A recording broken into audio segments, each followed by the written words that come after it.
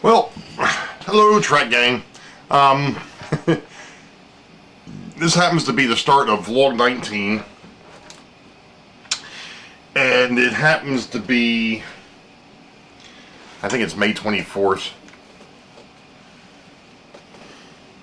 Yep, May 24th, 2021. This is vlog number 19 for 2021. I went back and kind of I know that the last vlog was a long one, and I apologize for it being 19 minutes, or I'm sorry, 45 minutes.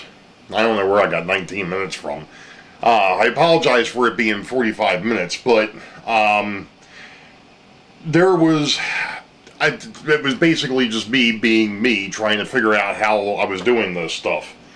So what I'm thinking on this vlog, I'm just going to try and do a rather quick synopsis on the different manufacturers, which I kind of did at the end of the last vlog with the pen line and such.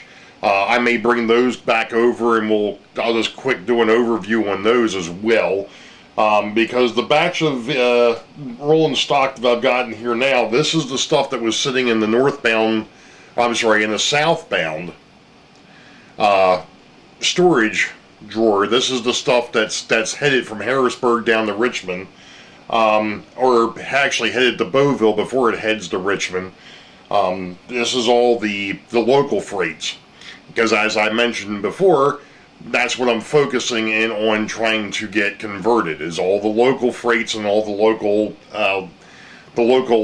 locomotives and the cabooses, obviously, because if they're going to be in the Boeville yard, they have to have Kadees on both ends as well. Which brought me into another little bit of a side thing, which I kind of mentioned at the end of the last vlog, which was, assigning cabooses to particular locomotives. Well, that was all well and good. I actually did that this afternoon, or a little bit earlier this evening. Went through and did that stuff, and actually got things lined up. I've got a couple of locomotives that'll share one particular caboose. That's not a big deal, and it's because of the fact that they're, case in point, it's the two SD40-2s, the FP45, and the F7 that are all done for the chassis system. All four of those locomotives will be sharing two cabooses, basically. So they're obviously the train crews, so on. It just depends on what they're hauling is going to depend on which locomotive actually gets to lead that particular train, and those are all through freight. I've got a couple of them on the local side that'll be the same way. There'll be a couple of cabooses that'll be shared as well there, and it's fine. It's just the way it worked out.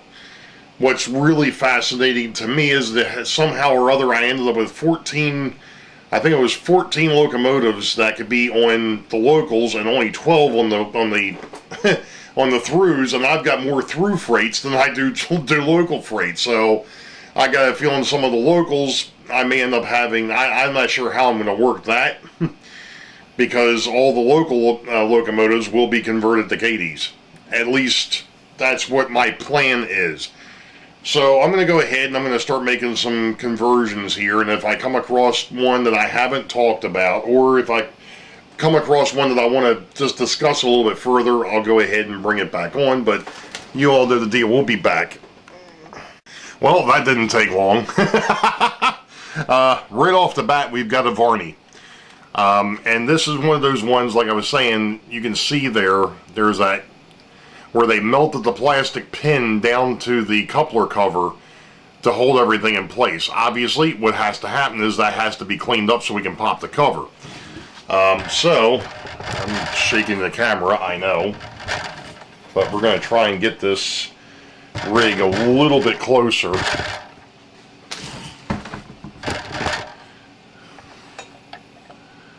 So that you all can kind of see what I was talking about with scraping the the glue or the plastic off here. So I've got my number 11 X-Acto blade here, and I'm going to bring my magnifying glass down here a little bit so I can actually see what it is that I'm doing. And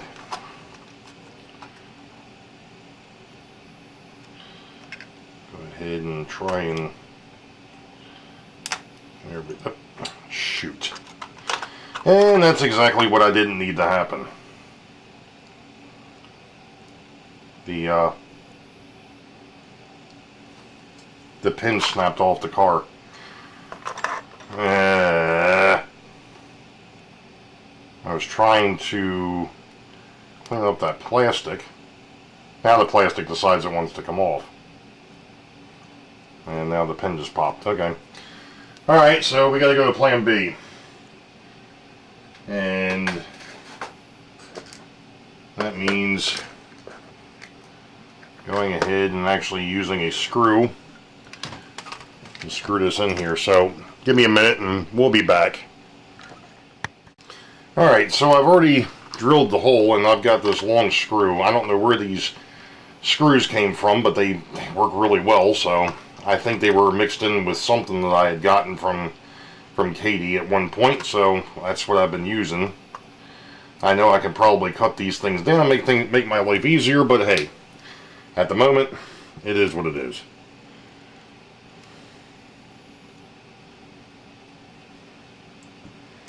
Now, gonna make the hole in the coupler box a little bit larger.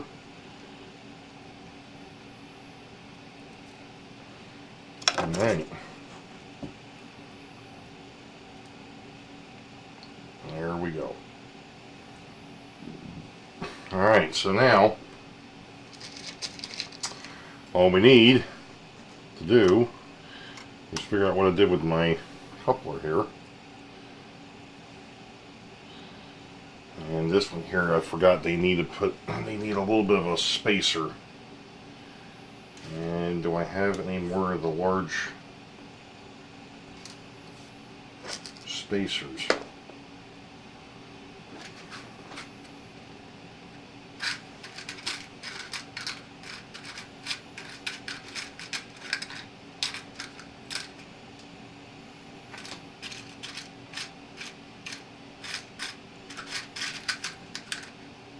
Aha, got one.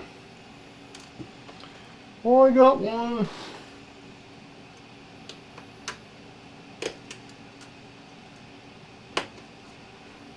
There we go.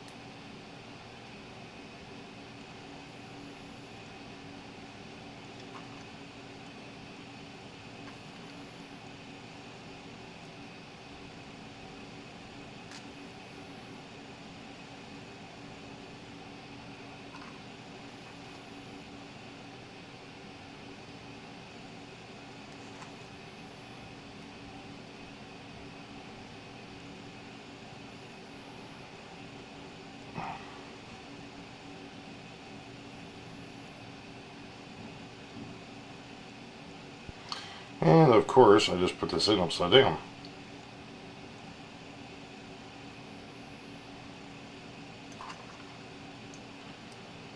And now I just lost the spacer.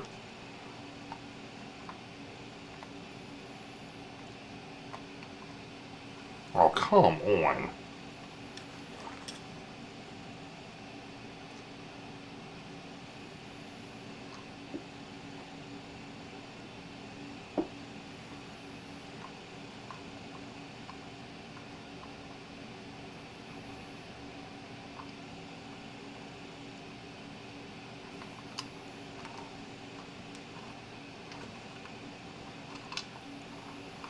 Screws in upside down.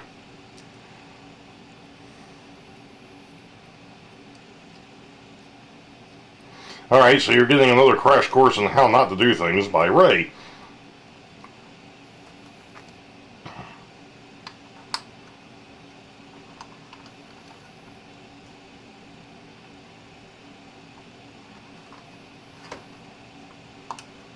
There we go. Phillips.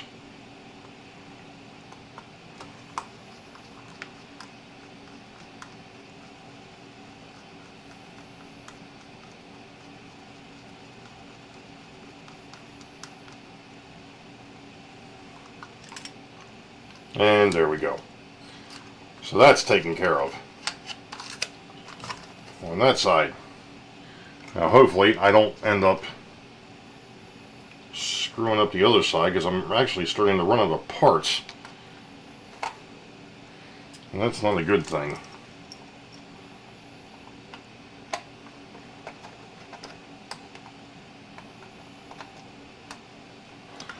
Alright. This one here looks like it might be a little bit easier to do. This one here has got a little bit more beef to it, it looks like. Actually, we could just file it off. It might be easier.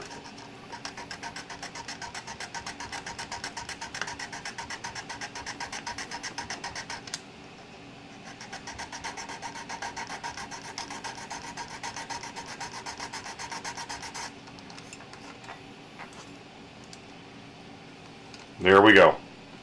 That was definitely the better way to do it. Okay, so now you get the idea. So we'll be back. Alright, so this here's an old Model Power, which are very similar to the Lifelike and Bachmann's. This is one of those ones where I've got to trim the end of the truck down and then snap the where the heck did my knife get off to? Oh, there it is. Go ahead and clean off the end of the truck.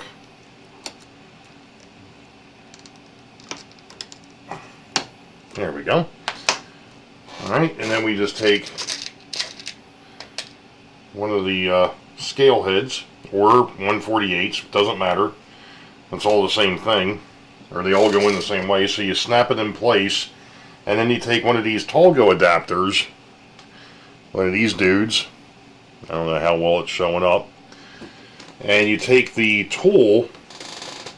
It's actually got a knurled end on one side, and it actually goes into the center of the adapter. So you pick it up like that. And then you take the truck and you start at a 45 and you just snap it in, twist, and you're done. That simple. And then you just snap the truck back in. Now, as I've said it before, eventually I will go over to body mounts, but I figure this way. The other scale, be it N scale, has been using body mount, or has been using truck mounted couplers for years, and if I'm not mistaken, they still do. A lot of the manufacturers, I think, are still doing truck mounted couplers. So if they can do it, I don't see any reason why I can't do it. Now that may end up coming back to bite me in the rear, but this way. And I forgot to trim this one up. But I think it'll be, well, no, we're going to have to pull that back out of there. And then we're going to have to trim it up. I got ahead of myself. Not the first time, won't be the last.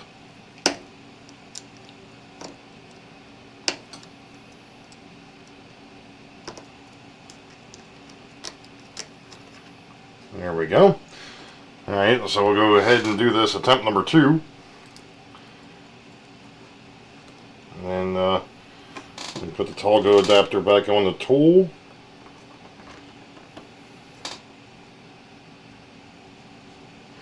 I'm glad I'm not doing this live, or hadn't planned on doing this live. Excuse me. Allergies are kicking my butt. We need some rain. So that's that. So that's your typical Lifelike Model Power Bachmann conversion. So on to the next. Alright, of course as soon as I turn the camera off and pick up the next car, this one here is fairly interesting. This is an old AHM, and what's happened is the truck has actually been cut. If you see in front of that wheel, it's actually, the coupler box is gone. I'm not sure if I've got, well yeah I do. I think I've still got one floating around. Yep, that is what they usually look like. Okay? So this one's already been cut, and this one's been, this boxcar has been modified with the Kadee draft gears. So apparently at some point in time, somebody went through and converted this, and then I converted it backwards. Now I'm going to go ahead and convert it back to Kadee's again. So this is a really simple, obviously a really simple conversion. The only thing we have to do is just take the screw out.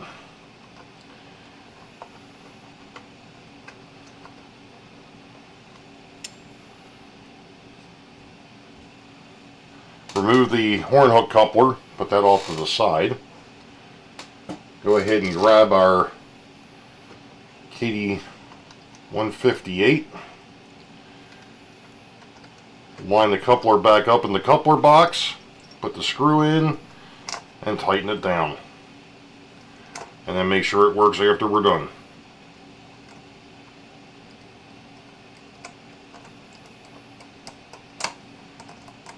I am going to touch on something else at the end of this video, and that is, oh, that's a little too tight. Oh, it's still a little tight. There we go. Okay. I am going to touch on one other thing, and that is at the end of this video. Normally, you would have a Kadee gauge to verify the heights. Well, I've got a slightly different way of doing that because I don't actually have the coupler height gauge. So, I'll show you how I've been doing that. We'll be back.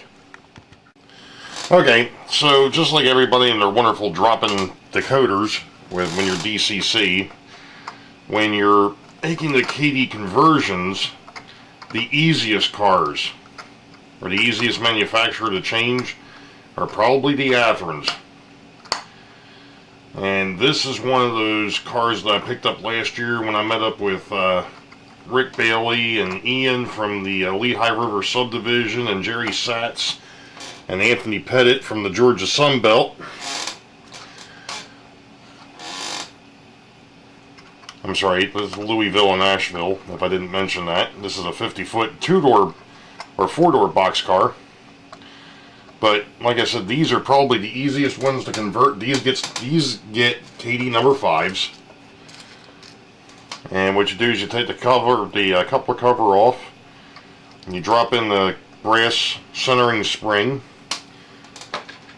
You go ahead and you grab your Kadee number 5. Make sure it's got its knuckle spring. And this is the ticklish part, I guess, is trying to get everything back together. It's still, like I said, by far it's still the easiest conversion to do is on these Atheron cars, and sometimes it's easier to try and have the coupler cover kind of in place ahead of time, at least hovering over the coupler pocket. And then once you're done, you go ahead and you put the screw back in into the truck.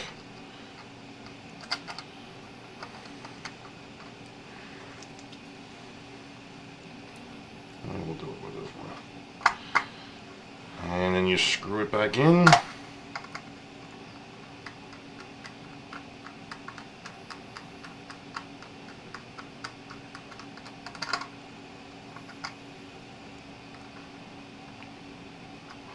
And that's it. And Mr. Steve Childers brought up a good point. I had made mention in the last video, and I'm going to continue to work on this car because I only did one end.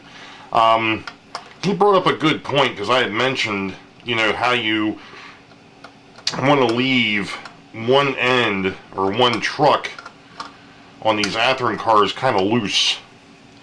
You know, not to the point where it's, you know, moving all over the place, but at least loose enough. The floor of this thing is way out of whack. That if there's any type of movement side to side, that the car, the truck that's loose can pick up that slack. Now, he brought up something that I hadn't thought about when you leave one of these trucks a little loose. The other thing it helps with is when you're transitioning from or going up an incline or coming off of an incline. In other words, upgrade or downgrade. That'll help with the tracking on the track as well. So if you leave one of these truck's a little loose to pick up that play,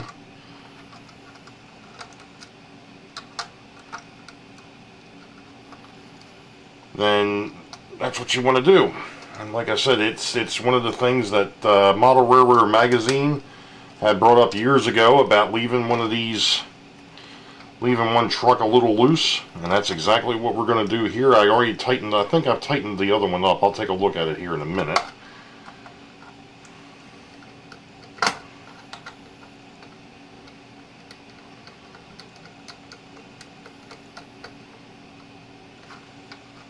Okay, that one there is the one I want to leave loose. So this one here, we'll tighten it up. There we go. With a little bit of play, but you want it to be able to spin. Alright, so that's the Atherin cars. Okay, so I've got another unique one sitting here. This is another AHM. I think this one here might be more from the 70s and 80s. And I just dropped the pin out of the coupler, but that's okay, or out of the truck, but that's okay.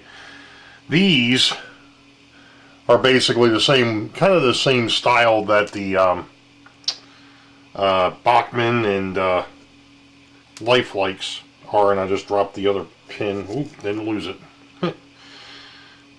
Keep forgetting about the fact that these coupler pins are loose. So for these, you take the little coupler box cover off, and inside there's a little, inside of here there's a little pin. So what we're going to do, as soon as I just pick up two, and I've been making sure that the springs are in here because I've found out, I guess through all the manipulation and all, I'm finding loose springs, coupler springs in the bottom of the in the bottom of that little hoogie over there. So keep an eye and make sure. And that's all there is to it. You just snap it in there. And now the reality is with this one here, I probably should be putting one of those coupler spacers in there. The problem is I don't have any more. And from what I've seen so far, I think I'm going to be okay. We'll have to see how it works once they get onto the layout. But for the moment, they seem to be okay.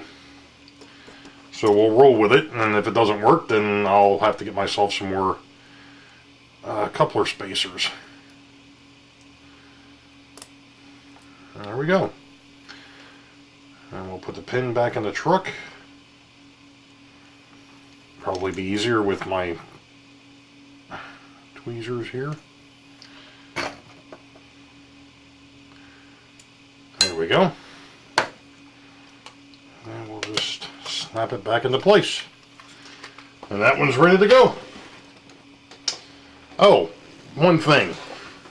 I know I was talking about the fact that I kind of wanted to show this. And I'm going to shake the camera, so pardon me. What I've been doing over here, when I get done with the car, or the rolling stock, or the locomotive, whatever it may be, I'm setting it on the bench. And from what I've seen so far, the bench has been a really good determiner of where that coupler pin should sit. And if you happen to see this one here, that one is touching the bench. That's not a good thing. So we need to go ahead and fix that. And somebody was nice enough, and I believe that was Santa Fe Bob, to send me this Kadee coupler pin tool to kind of get the pins up off the deck. There we go. And I figure if I do them all the same way, we should be in good shape. Oh gosh darn. Yeah, you didn't need to see that. Didn't need to see this either, but hey. So that's kind of what I've been doing. So I'm going to go ahead and stop here again, and if I come across any of the more unique conversions, I'll show you how that's done. We'll be back. Okay folks, we got ourselves another oddball here. This happens to be a Bachmann 50-foot boxcar. Happens to be one of the ones for the chassis. And this one here actually has screw-in couplers. Now, you would think that it would be just as easy just to go ahead and pull the screw out and replace the coupler. Well, that's what I thought. But since this is the second one of these that I've had to do, we're going to show you what has to happen. First off, I need to take the... I already took the truck off, and we'll take the wheel off. Then we'll take the coupler out.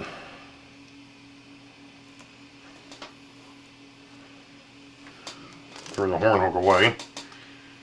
And then I need to find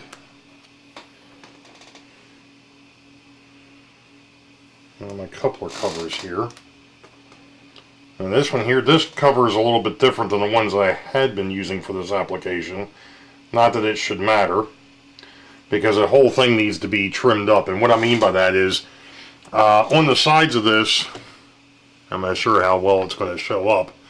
You see that there's these extra pieces here. These have to come off, and I actually have to narrow this box up a little bit so that it actually fits into the coupler box that's here.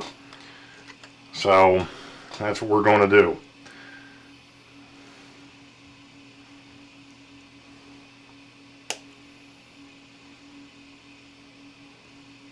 Using my plastic cutters. I'm getting it cut down as much as I can. Alright. And then what I'm going to do, you know what? I probably could have just cleaned this by doing it this way. It would have probably been just as easy. I wouldn't have had to worry about trimming it. Those side pieces off. Now, one thing to remember when you're using cutters like this is that you always want to keep the straight side to what you want to save and not to the side that you want to get rid of. Now, let's see how this works.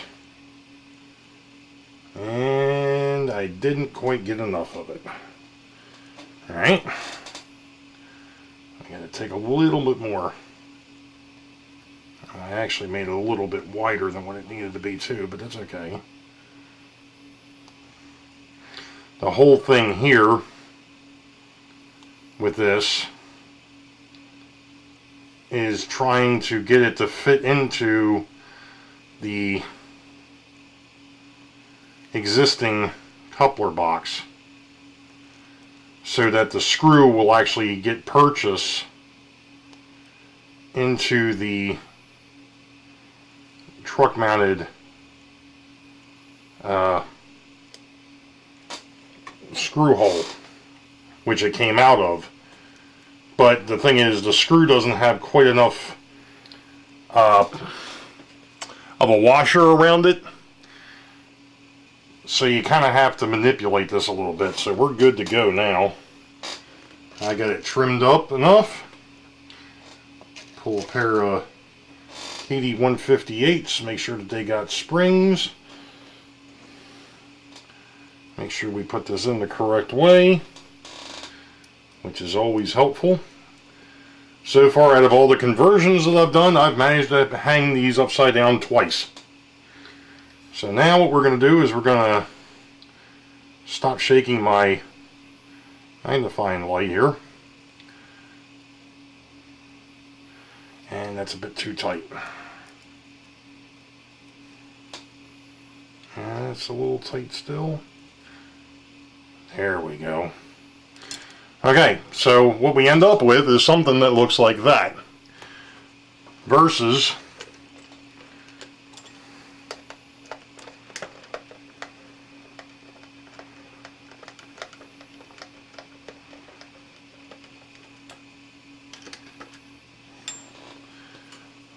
alright, so that's the original and that's the new one. As you can see, they pretty much look the same, except for the fact that there's an extra cover over there now that wasn't on the one originally that had the horn hook. So that's the difference. And that's a conversion of a Bachmann. Okay, so we've got ourselves a newer Mantua boxcar thing here. This is one of the ones that they call the Heavy. It's actually already pre-weighted to NMRA standard. And I don't think I've ever had this one apart, to be honest. As far as the coupler boxes go, I've already gone ahead and pulled the trucks because I figured it's going to be easier to get to these couplers. And it looks like I can just stick one of the 158s in here.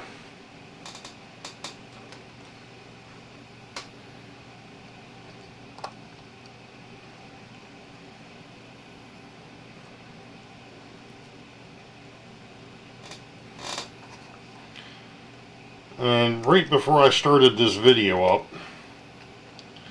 I noticed something else over here in my bins. I've actually got parts that I didn't realize I had. So I've actually got some extra screws, which is kind of a good thing. I don't like the looks of that. I wonder what would happen if we turned the coupler box around.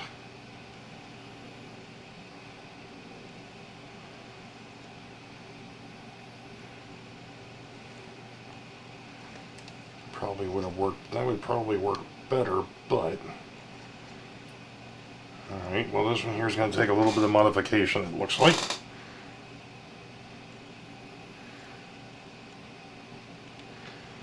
It's mainly got to do with these. It's kind of the same issue that the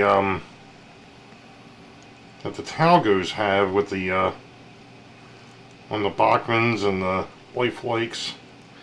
There's this little ear, and it looks like it's going to need to be bent out of the way since this is a metal box. Can't exactly cut it off.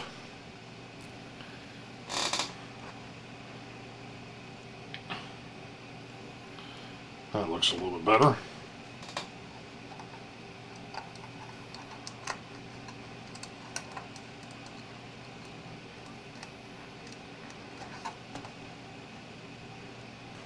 Just making sure that the springs are actually inside the coupler box.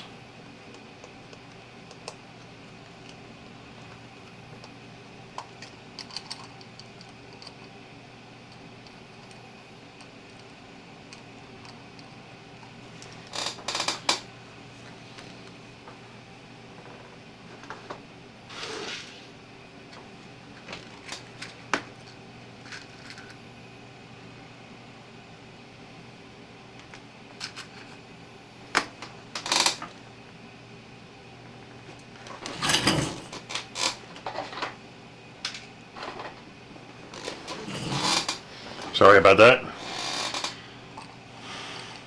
I think this is going to be another one of those ones where I've got to put a spacer in there, but I'm not sure if I've actually got the spacer that I need. I may have to do this like I've been doing some of these other ones and just do it. And then have to come back once I get the parts, which should be here next week.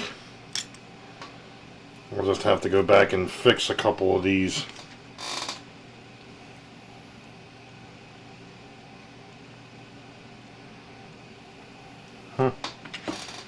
Alright. Now it looks like this is coming back out. Because I actually do have the spacer that I need.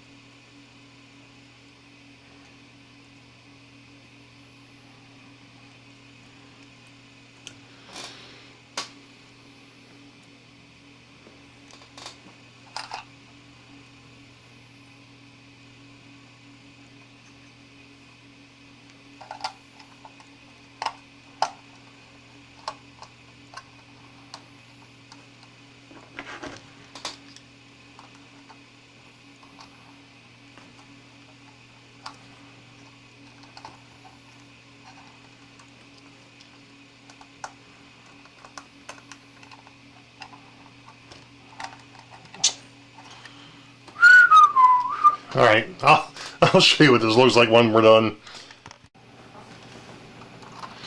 Okay, so that was a little bit fiddly, but it's done. So basically, you have to take it all apart and put those spacers, or put a spacer in, and then put it back together. So on to the next. Okay, so we had a newer Mantua, and now we've got an older Mantua. And I'm trying to decide what I want to do with this, because unlike, if you remember, I was talking about the ones where they were glued, they didn't glue these. This here is a pressed pin that's holding everything together, and I don't know if I can get that apart to be able to, well, then again, it's awfully loose, so maybe I can do something with this.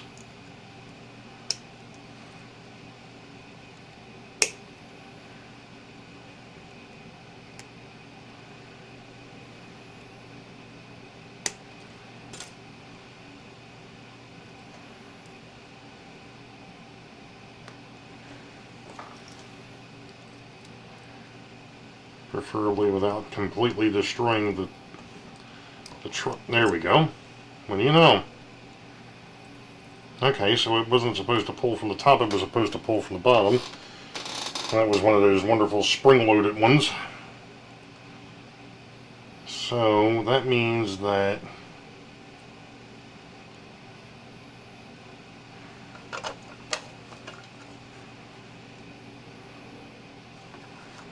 okay, so this went that way.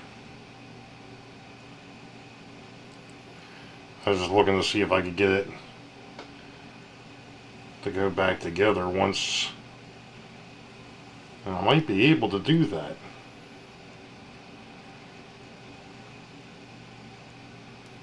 Because that's an awfully tight fit. However,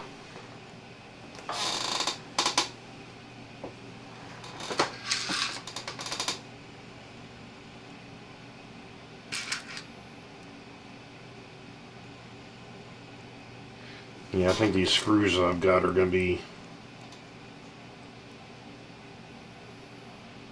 too long to do anything with.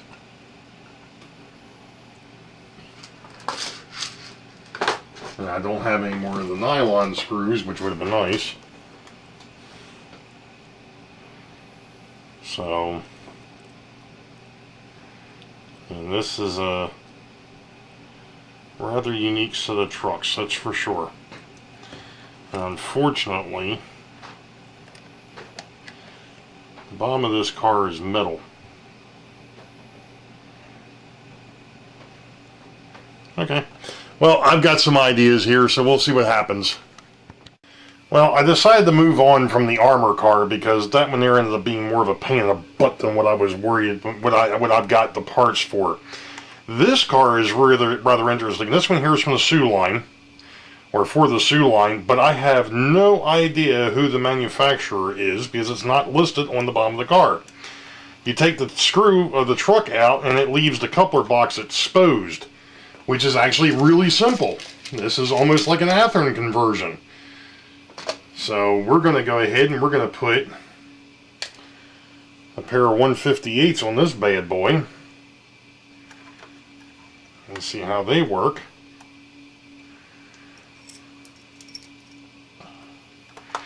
But what happened with that armor car, I went to modify it so I could use the Kadees because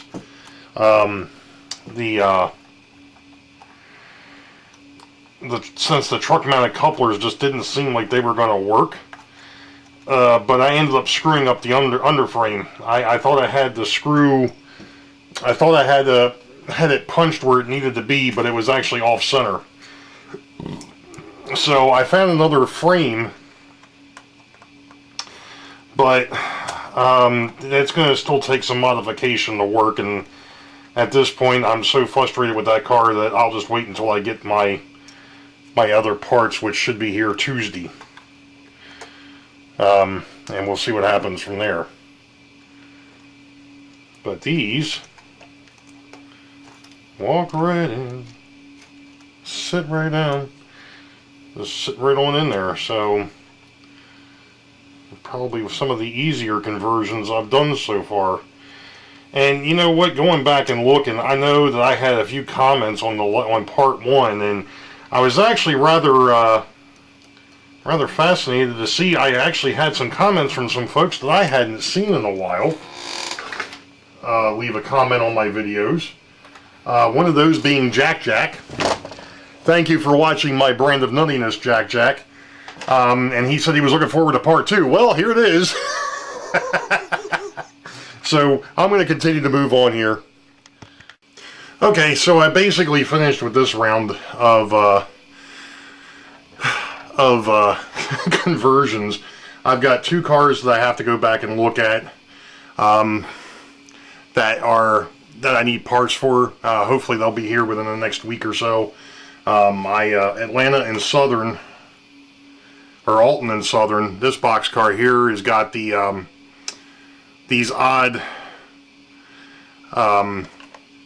old AHM connectors, and that one there I need to do a full conversion on. And I kind of mentioned the armor, this guy here.